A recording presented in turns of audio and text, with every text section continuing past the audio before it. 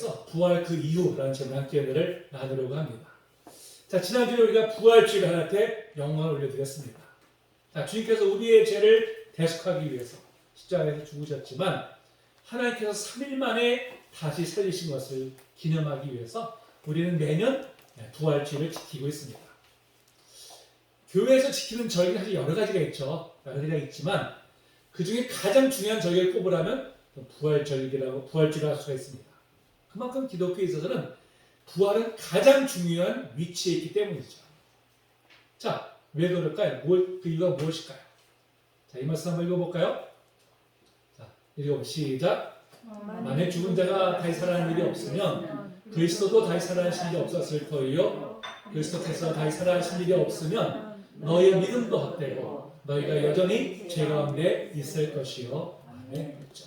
주님의 부활이 없었다면 우리의 부활도 없을 뿐만 아니라 우리가 여전히 죄를 대속받지 못한 채 죄의 노예로 우리가 살아갈 수밖에 없기 때문에 그렇죠. 주님의 부활이야말로 그분의 십자가에서 죽으심이 바로 우리의 죄를 대속하기 위해서 죽으신 일을 증거하는 것이고 또 우리도 부활에 참여하게 되는 것에 바로 보증이 되기 때문에 주님의 부활이야말로 가장 중요하다고 말씀을 드릴 수 있습니다.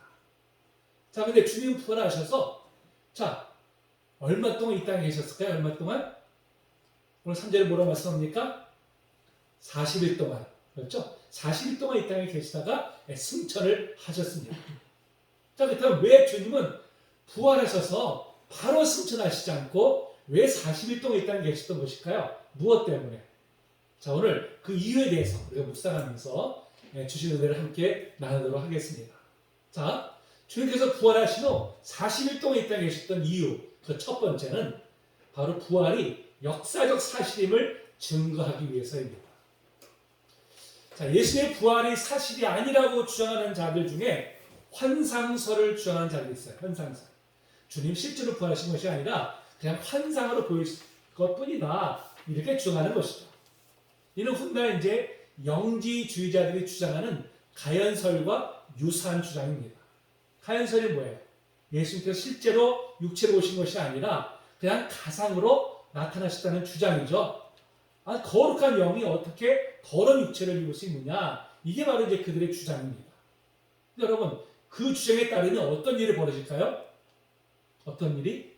우리의 죄는 대속받지 못하죠. 우리 영원히 진노의 심판을 받을 수밖에 없게 되는 것입니다.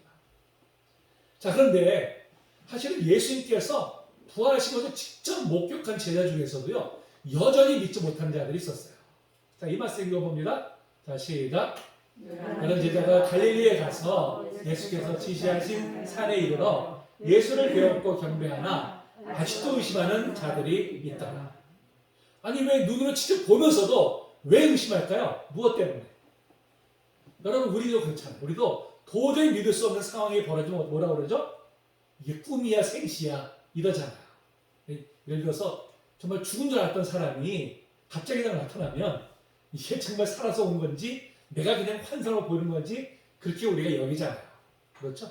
자녀들도 지금 이 예수님을 직접 목도를 하고 있으면서도 도저히 이것이 사실로 받아들일 수가 없는 거예요. 여러분, 그만큼 사람이 죽었다가 다시 살아난다는 것을 실제로 받아들인다는 게 여간 어려운 일이 아닙니다. 자, 그런 상황 속에서 만약 예수님께서 부활하신 후에 잠깐 보여주시고는 바로 승천하셨다면 제자들이 예수님의 부활을 사실로 받아들이기가 그만큼 어려웠을 것입니다. 그때 예수님께서는 40일 동안 제자들과 함께 하시면서 자신의 부활이 영으로나 혹은 환상으로가 아니라 바로 육체적인 부활임을 분명히 알게 하셨죠. 주님 제자들과 함께 식사도 하시고 또 말씀도 가르치시면서 자신의 부활을 친히 증거하셨습니다. 자, 이를 볼 때 주님의 부활은 영으로나 환상으로가 아닌 바로 육체의 부활인 줄로 우리 분명히 믿습니다. 자, 두 번째로 주님께서 40일 동안 이 땅에 계셨던 이유가 뭘까요? 두 번째는 바로 3년 동안 제자들이 가르쳤던 진리를 더욱 확고히 하기 위해서입니다. 자, 예수님의 부활 전과 부활 후에 가르치신 메시지의 내용이 달랐을까요? 같았을까요? 네, 거의 같았을 것입니다. 자, 예수님께서 공생을 시작하시면서 가장 먼저 선포한 말씀이 무엇일까요? 자, 마가복음 2장 14절 15절에 보니까 예수께서 갈릴리에 오셔서 하나님의 복음을 전파하여 이르시되 때가 찼고 하나님의 나라가 가까이 왔으니 회개하고 복음을 믿어라 하시더라 그랬어요. 바로 예수님께서 공생을 시작하시면서 가장 먼저 선포한 말씀이 뭐예요? 하나님의 나라입니다. 하나님의 나라. 자, 그런데 오늘 3절에 보니까 부활 후에 제 아이들에게 가르치신 메시지가 뭐예요? 3절에 보니까 하나님의 나라 일을 말씀하시니라 그랬잖아요. 그렇죠? 그러니까 부활 전에 하나님의 나라를 가르치셨던 것이나 부활 후에 하나님의 나라를 가르치셨던 것이나 동일한 것을 우리가 볼 수가 있습니다. 자, 그런데 메시지는 동일하지만 여러분 그 메시지를 받는 자들에게 있어서는 그 위험이 달랐을 거예요. 그 무게가 달랐을 것입니다. 사실 부활 전에 선포하신 메시지는 선생으로서 제자들을 가르치신 정도라면 그들은 받아들였을 것입니다. 그렇죠? 그런데 부활 후에 선포하신 메시지는 더 이상 선생으로서가 아니라 바로 사망못을 깨뜨리고 승리하신 하나님이 주시는 메시지로 이제 말씀을 이제 받게 된 것이죠. 그만큼 부활 후에 주님께서 전하신 메시지는 내용 같았을지라도 그 무게감은 달랐던 것입니다. 여러분 우리도 그렇잖아요. 똑같은 말이라도요. 보통 사람이 하는 말은 어떻게 받아들여요? 우리가 그냥 평범하게 받아들이잖아요. 그런데 똑같은 말을 하더라도 많은 사람들이 존경하는 그런 위치에 있는 사람이 얘기를 하면 어떻습니까? 다르게 받아들이잖아요. 그걸 우리가 더 깊이 있게 받아들이잖아요. 그렇죠? 바로 부활 전이나 부활 후나 예수님이 전하시는 메시지는 내용은 똑같지만 이제는 부활하신 주님께서 전하시는 메시지이기 때문에 저희들에게 더 확고한 이 믿음을 심어주기 위해서 바로 이제 40일 동안 이 땅에 계시면서 바로 이제 그 다시 한번 그 진리를 강조해서 가르치신 것입니다. 자, 그렇다면 자, 예수께서 승천하기 전까지 이토록 힘써 가르치셨던 이 하나님 나라. 자, 어떤 나라일까요? 자, 여러분, 예수께서 이 땅에 오신 목적이 무엇입니까? 목적이 당연히 우리를 구원하기 위해서죠. 구원하기 위해서. 그렇다면 여러분, 우리를 구원해서 우리를 천국으로 들여보내는 것이 궁극적인 목적일까요? 자, 누가복음 4장 43절 이렇게 말씀하죠. 예수께서 이르시되 내가 다른 동네들에서도 하나님의 나라 복음을 전하여야 하리니 나는 이 일을 위해 보내심을 받았느니라 하시고 예수께서 이 땅에 왜 오셨다고요? 하나님의 나라를 위해서. 그렇죠? 하나님의 나라를 이루기 위해서 이 땅에 오셨다고 분명히 말씀하고 있습니다. 그러니까 예수님의 사역에 있어서 궁극적인 목적이 뭐예요? 하나님의 나라입니다. 하나님의 나라. 자, 그런데 우리는 하나님의 나라에 대해서 참 오해하는 부분들이 굉장히 많아요. 자, 우리 성도님들은 하나님의 나라와 자, 천국. 여러분, 이게 같은 의미일까요? 이게 다른 의미일까요? 같은 의미죠. 근데 우리가 흔히 오해하는 것이 뭘까요? 자, 천국 하면 우리가 어떤 걸 떠오릅니까? 어떤 것을? 죽어서 가는 하나님이 계신 것. 그렇죠? 우리가 보통 천국에 대한 갖는 개념이 바로 이제 우리가 이런 개념을 갖고 있어요. 근데 사실은 이것은 다른 종교의 영향을 받은 결과지 성경에서 말씀하는 천국은 절대 아닙니다. 우리나라 사람들이 전통적으로 갖고 있는 이 천국에 대한 이 개념은 어떻게 보면 불교의 극락이나 도교나 무속에서 말하는 저승에 가까워요. 그래서 천국을 그냥 죽어서 가는 좋은 곳, 낙원 같은 것 이렇게 우리가 이제 생각을 하죠. 그래서 우리가 천국 하면 어떻게 생각해요? 천국 하면 예수 믿고 죽어서 가는 좋은 곳, 낙원, 금보화로 가득하고 고급 주택이 그냥 저택이 나를 위해서 준비되어 있는 것. 보통 우리가 이렇게 생각을 하잖아요. 근데 여러분 그렇다면 자, 불교에서 말하는 극락이나 도교에서 말하는 저승이나 무슨 차이가 있을까? 무슨 차이가? 만약에 그렇다면 차이 하나는 예수 믿어서 가는 것. 이 정도밖에는 차이가 안 나는 것이죠. 근데 여러분 성경에서 말씀하는 천국, 하나님 나라는 그런 개념이 아닙니다. 우리가 이거를 바로 이해하지 못하기 때문에 우리의 신앙이 잘못된 방향을 많이 가고 있어요. 자, 그걸 오늘 말씀을 통해서 잠깐 우리가 또 살펴보려고 합니다. 자, 마태복음에서는 예수님께서 마태복음 3장 2절 보니까 회개하라 천국이 가까웠느니라 이렇게 말씀하고 있어요. 천국이 가까웠느니라. 자, 그런데 마가복음 1장 15절 보니까 동일한 말씀이에요. 일세 때가 찼고 하나님 나라가 가까이 왔으니 회개하고 복음을 믿으라 하시더라. 자, 마태복음에서는 천국이 가까이 왔느니라 말씀하고 있고요. 마가복음에서는 하나님 나라가 가까이 왔다고 말씀하고 있어요. 그러면 마태복음에서 말하는 천국과 마가복음에서 하나님 나라 다른 것일까요? 같은 거예요. 같은 건데 번역이 이것이 다르게 번역된 것입니다. 자, 왜 이렇게 되는지 말씀드릴게요.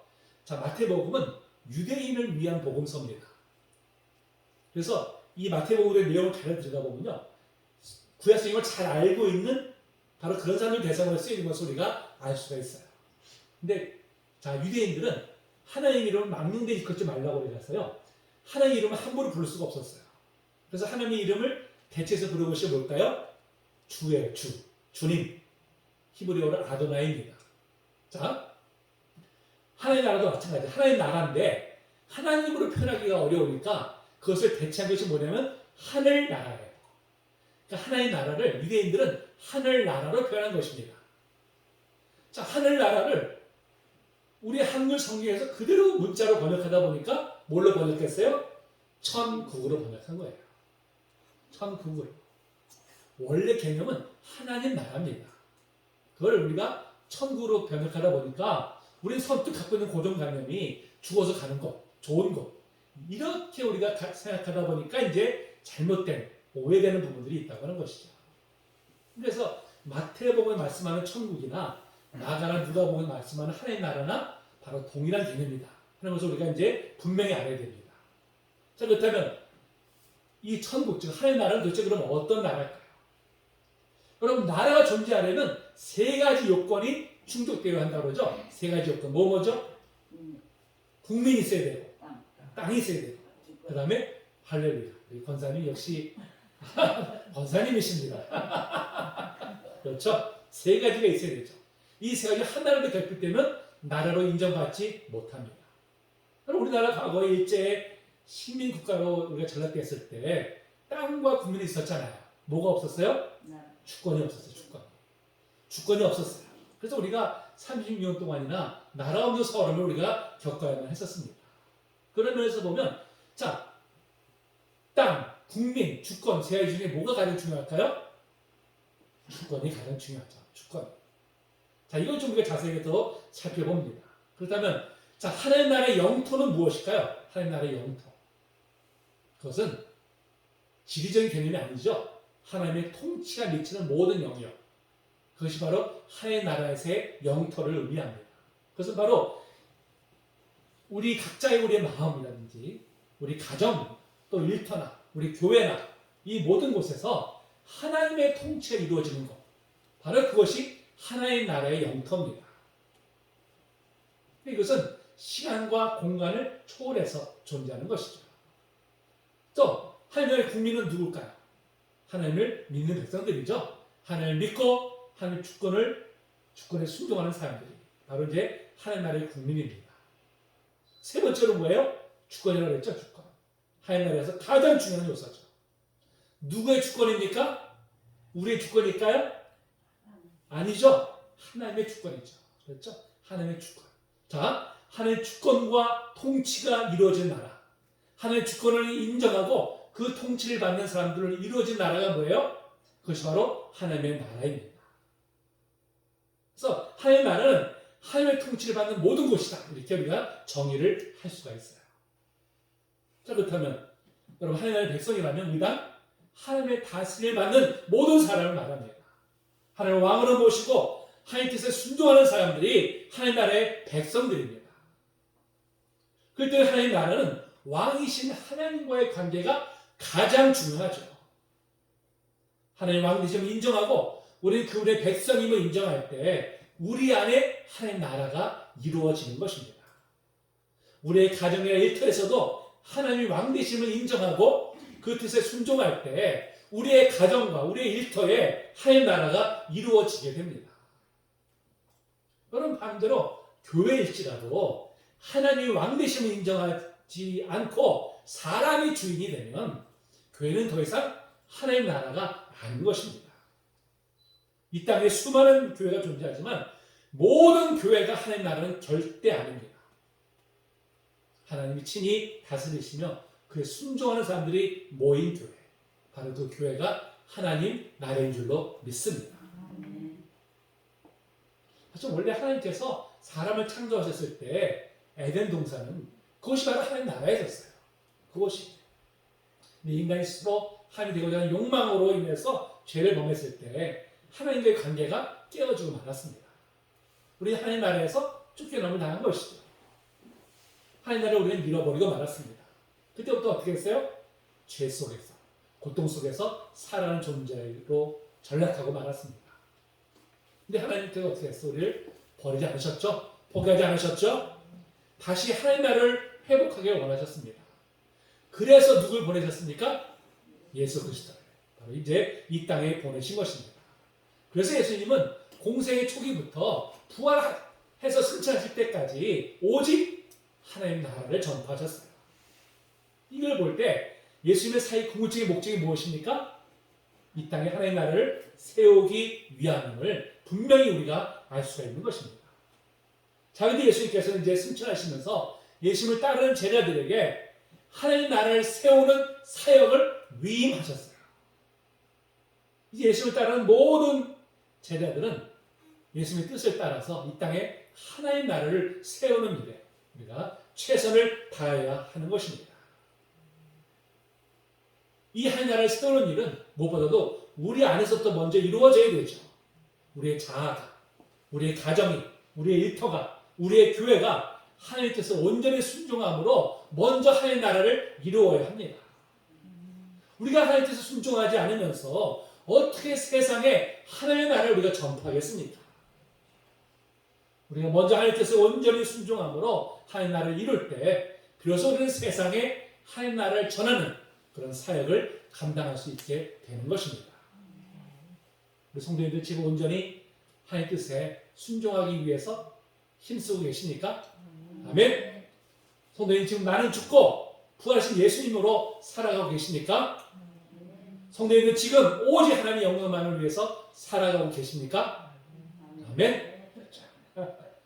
우리 예수님의 뜻을 따라서 정말 하나님 나라를 이루어가는 일에 더 힘쓰는 저희들 되시기를 주님으로 축복합니다. 자, 이제 마지막으로 주님께서 40일 동안 이 땅에 계셨던 이유가 뭘까요? 그것은 바로 부활의 감격 후에도 이 땅에서의 삶과 사역이 있음을 알기 하기 위해서입니다. 자, 예수님께서 고난 받으시기 전에 베드로와 요한, 야고보 세 제자만 데리고 높은 산에 올라가셨죠? 높은 산에. 자, 그곳의 제자들은 예수님이 영광스러운 모습으로 변화되는 그런 황홀한 광경을 목도하게 됩니다. 그 얼마나 좋았던지 베드로가 예수님 앞에 이렇게 말씀을 드리죠. 자, 읽어볼까요? 다시 시작. 베드로가 예수께로 이르되 주여 우리가 여기 주시옵소서. 만일 주께서 원하시면 내가 여기서 초막색을 짓되 하나는 주님을 위하여 하나는 모세를 위하여 하나는 엘리야를 위하여 하리이다. 아멘. 이것이 너무 좋으니까 저 골치 아픈 산 밑으로 내려가지 말자는 것이죠. 사실 그들이 내려가야 되는 산 밑에는 정말 참 복잡하고 골치 아픈 일들이 산적해 있는 곳입니다. 감당해야 할 일들과 책임져야 할 일들로 가득 차 있는 것이죠. 특히 제자들로서는 고난의 현장으로 돌아가는 것에 두려움이 있었어요. 산 밑에서 자신들을 기다리고 있는 것은 영광이 아니라 고난이었습니다. 그것은 자신들을 적대시하는 바리새인들과 종교 지도자들이 기다리고 있었어요. 이 때문에 다시 산으로 내려가 현실로 돌아가는 게 너무나 두려웠어요. 그런 차에 산에서 놀라운 광경을 접하니까 더더욱 산 밑으로 내려가기를 꺼려했던 것입니다. 자, 그렇다면 주님은 제자들의 청을 들으셨을까요? 아니죠. 주님은 하늘의 영광을 뒤로하고 고난이 기다리고 있는 현장으로 다시 내려가셨습니다. 왜 주님께서는 굳이 고난이 기다리고 있는 현장으로 돌아오셨을까요? 무엇 때문에? 바로 세상을 구원하고자 하는 분명한 목적이 있기 때문이죠. 비록 십자가 고난이 자신을 기다리고 있지만 그 고난 뒤에 따르는 하나님의 나라의 완성이라는 영광을 바라보셨기 때문에 기꺼이 내려가신 것입니다. 주님의 영광스러운 부활을 경험한 제자들, 그 제자들에게도 여전히 살아내야 할 삶이 있고요. 감당해야 될 사역이 그 앞에 놓여져 있었습니다. 때로는 너무나 무거운 짐이 됐고 감당하기 너무나 어려운 사명이기도 했습니다. 그러나 결코 피할 수 없는 너무나 중대한 사명이기도 한 것이죠. 바로 주님은 이제 승천하시기 전에 저희들이 감당해야 될 사명이 무엇인지, 그걸 또 어떻게 감당해야 되는지를 가르치시기 위해서 40일 동안 이 땅에 머무신 것입니다. 그런데 여러분, 부활의 주를 만났지만 제자들의 생각은 여전히 어땠을까요? 여전히? 자, 오늘 6절을 보니까 뭐라고 말씀합니까? 그들이 모였을 때 예수께 여쭈어 이르되 주께서 이스라엘 나라를 회복하심이 이때니까 하니. 자, 제자들의 관심은 어디 있을까요? 예수님 말씀하시는 하나의 나라보다는 이스라엘 민족의 나라가 세워지는 것에 거기에 관심이 가 있었어요. 이게 주님 부활하셨으니까 그 권능을 가지고 저 로마 제국을 탁 쫓아내고 자신의 나라가 세워지게 될 것을 이제 기대했어요. 그리고 한편으로는 그 나라에서 높은 지위를 얻을 것에 대해서 한껏 기대감으로 이제 부풀어 있었습니다. 그러면 이런 제자들의 모습은요, 예수님께서 고난 받으시기 전에도 똑같았잖아요. 똑같았어요. 자, 마가복음 9장 3절은 뭐예요? 그들이 잠잠한 일을 기려 서로 누가 크냐 하고 증언하였습니다. 예수님은 지금 십자가에 내가 지금 고난을 받으러 올라간다고 말씀하셨는데 제자들의 관심은 어디 있었어요? 예수님이 여기서 올라가시면 저 로마를 쫓아내버리고 이제 우리만의 나라가 세워질 것이고 거기서 내가 높은 자리를 차지해야지. 그러면 야, 누가 더 높은 자리를 차지할 것이냐를 가지고 제자들은 지금 서로 다투고 있었던 거예요. 근데 예수님께서 부활하셨음에도 불구하고, 부활의 영광 경험했음에도 불구하고 여전히 제자들의 생각은 달라지지 않았어요. 주님은 하나의 나라, 즉 영적인 나라를 가르치셨는데 제자들은 여전히 이 땅의 나라를 이제 기대한 것이죠. 그들은 힘들고 어려운 고난의 길보다는 오직 영광만 있는 그런 나라를 원했습니다. 이렇게 여전히 변화되지 않고 있는 그들에게 앞으로 감당해야 될 사명이 무엇인지, 어떻게 감당해야 되는지를 가르치시기 위해서 예수님은 40일 동안 이 땅에 이제 계셨던 것이죠. 자, 그러면 그들이 감당해야 될 사명이 무엇입니까? 감당해야 될 사명이, 자, 다시 한번 읽어볼까요? 7절, 8절 시작.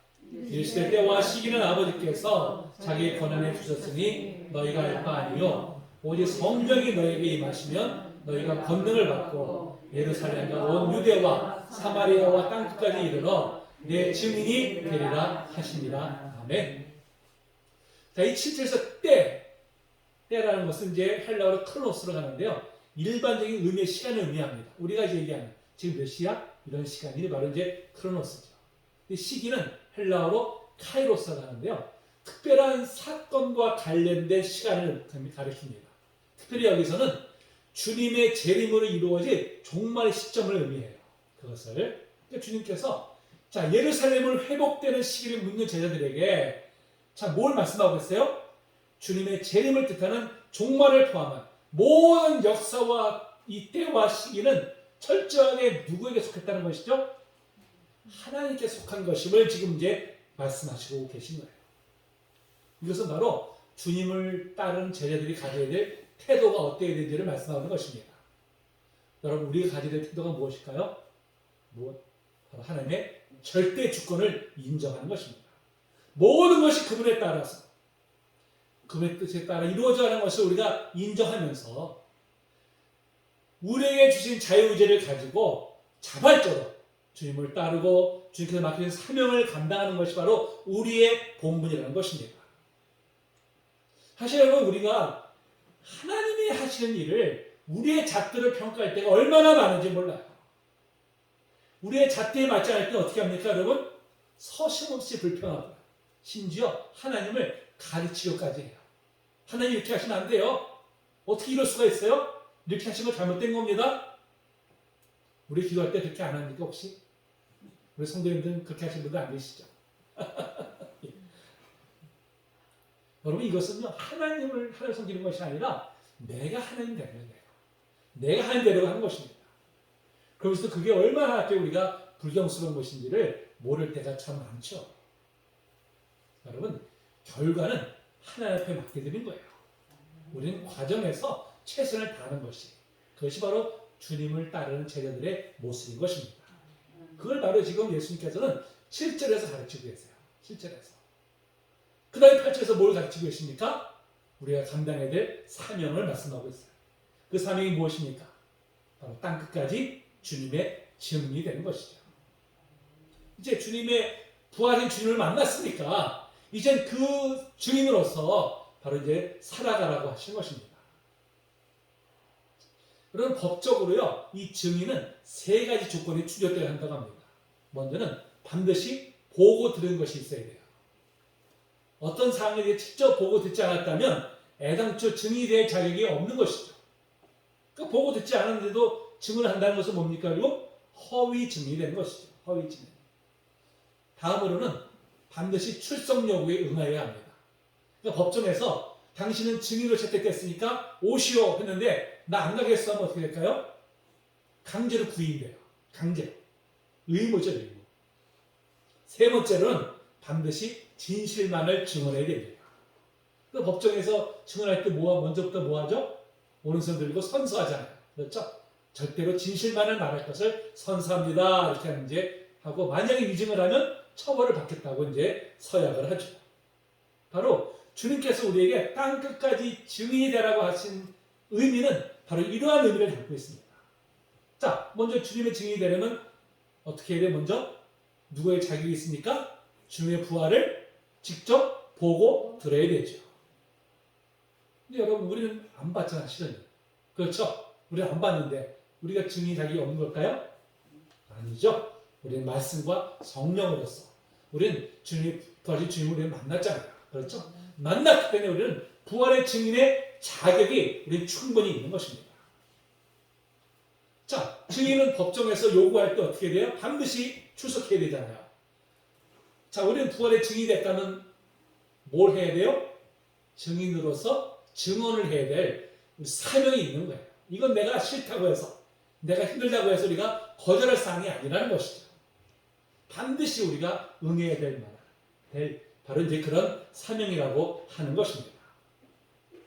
자, 그러면 우리는 어디에서 주님의 부활을 증언해야 되는 것일까요? 어디에서? 땅 끝까지. 땅 끝까지라고 말씀하고 있습니다. 여러분, 땅 끝이 어딜까요? 땅 끝이. 우리 이걸 보통 지리적인 개념을 많이 생각해요. 많은데, 여러분, 이건 영적인 개념이죠. 우리가 있는 모든 곳이 바로 땅 끝입니다. 우리의 가정이, 우리의 일터가, 우리의 모든 관계가 바로 땅 끝이에요. 바로 우리의 삶이 땅 끝이 되는 것입니다. 우리는 무엇보다도 증인으로서의 사명을 삶으로 감당해야 됩니다. 꼭 선교사로서 오지에 가야만이 증인으로 사명을 감당하는 것이 아닙니다. 자신에게 주어진 어떤 곳이든지 바로 그곳이 바로 사명을 감당해야 될 바로 땅 끝이 되는 것이죠. 그래서 주님의 부활로 얻게 된 이 새 생명과 이 사랑을 우리 주위의 사람들에게 삶으로 드러내는 것이야말로 바로 부활의 주님을 증언하는 것인 줄로 믿습니다. 네, 여러분, 사실 이러한 사명을 감당하기에는요, 우리는 너무나 부족하죠. 우리는 여전히 연약합니다. 그러니까 저희들이 부활하신 주님을 직접 목격했으면서도 여전히 세상적인 가치관에 얽매여 있지 않습니까? 그만큼 사람은 변화되기가 어려운 존재예요. 또 우리를 대적하고 전혀 다른 가치관으로 무장되어 있는 이 세상 속에서 주님의 증언인으로서 살아간다는 게 여간 어려운 일이 아닙니다. 자, 주님은 우리 연약함을 아시잖아요. 자, 아시기 때문에 주님께서 우리를 위해서 하신 일이 무엇일까요? 바로 성령을 보내주신 것이죠. 지금 우리가 땅 끝까지 증인이 되어야 될 것을 명하시면서 그 전제로 뭐라고 말씀하고 있습니까? 너희가 성령의 권능을 받고라고 말씀하고 있잖아요. 권능을 받고. 그러니까 우리가 주님의 증인으로 살아가기 위해서는 무엇보다도 성령의 권능을 받아야 함을 의미합니다. 성령의 권능을 받아야만이 우리 이 땅에서 주님의 증인으로서의 삶을 살아갈 뿐만 아니라 증인으로서 사명 또한 우리가 온전히 감당할 수가 있습니다. 자, 이 약속들을 주님은 승천하신 후에 성령을 보내주셨어요. 성령 충만을 받은 제자들은 증인으로서 담대히 복음을 증거했습니다. 그를 통해서 하나님 나라가 확장돼가는 바로 그런 역사가 이제 있게 된 것이죠. 여전히 하나님 나라는 확장되어 가고 있습니다. 여러분, 예수님을 믿고 따르는 우리들도요, 우리 안에 성령이 임재하고 계십니다. 우리 지금 성령을 모시고 살아가고 있어요. 우리가 성령이 주시는 그 권능을 힘입어서 우리는 더욱 힘써 주님의 뜻대로 삶을 살아내고 또한 땅 끝까지 주님의 증인으로서 사명을 우리가 감당해야 될 것입니다.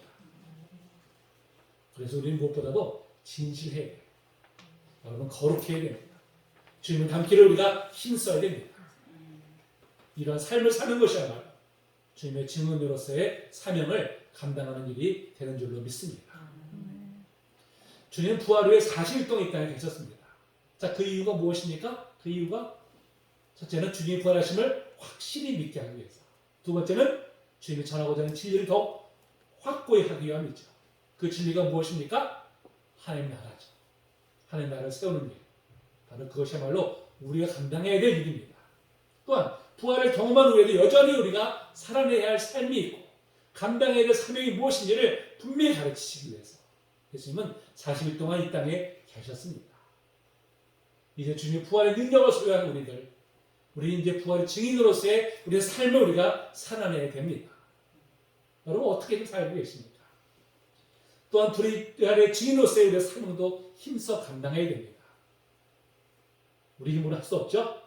성령님께 우리가 온전히 의지함으로 주님 다시 오시는 그날까지 부활의 증인으로서의 삶을 힘껏 살아내시는 자, 여러분들 되시기를 주님의 이름으로 축복합니다. 네. 우리 찬양 부르시고